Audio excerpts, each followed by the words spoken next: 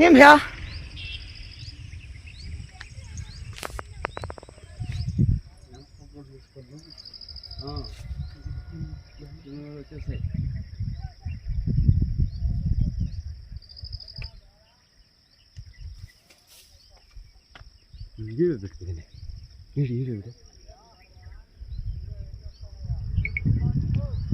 Zoom చేసుకున్నాం.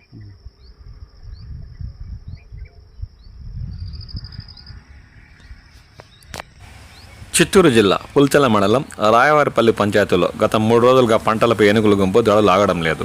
పులిచెర్ల పాకాల మండలం సరిహద్దుల్లో ఉన్న రాయవారిపల్లి పంచాయతీ పరిధిలోని అటే ప్రాంతంలో మకామేసిన ఏనుగుల మంద రాత్రి వేళల్లో పంటలను ధ్వంసం చేస్తున్నాయి.